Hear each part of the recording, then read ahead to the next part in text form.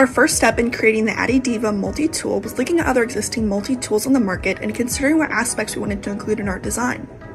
As an all-female team, we knew we wanted something that catered to women, specifically women first responders. After meeting with a female volunteer firefighter, we got insight into what would be useful for a first responder. So with that, we came up with these initial sketches. They include a carabiner design, a self-defense device on the top, a universal gas shutoff tool, a seatbelt cutter, and tools that swing out the side. In our first prototype, we got rid of the carabiner aspect and instead focused on making the body as ergonomic as possible. In our second prototype, we experimented with the push-push mechanism that didn't end up working out, and we also made the body of it smaller. In our third prototype, we used anthropometric data to find the ideal size of the tool and grip curvature for women. We also realized at this point we needed to find a way to stop the tools from rotating about when not in use, so we took apart another multi-tool and tried to add their click-into-place mechanism into our own tools, and this worked perfectly.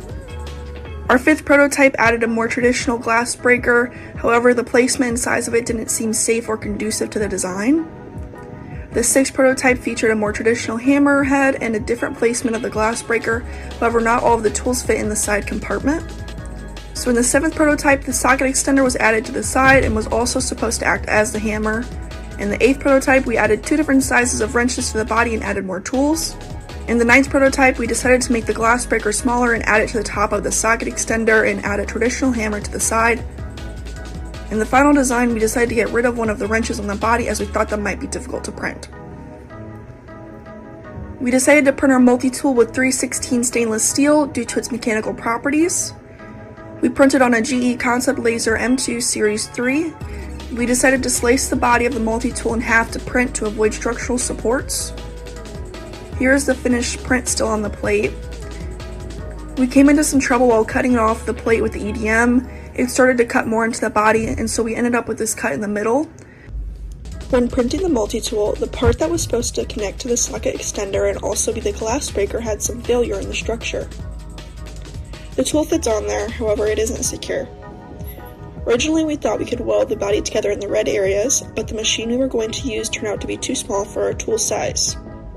So we had to instead screw the body together and then weld the top of the screws to keep it secure. Each tool had to be machined thinner to fit to the body of the multi-tool. We also didn't have glass or a seat belt to test the effectiveness of those tools.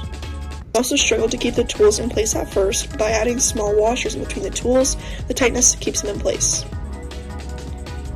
Finally, we sandblasted the multi-tool to give it a nice finish, and here is the final tool.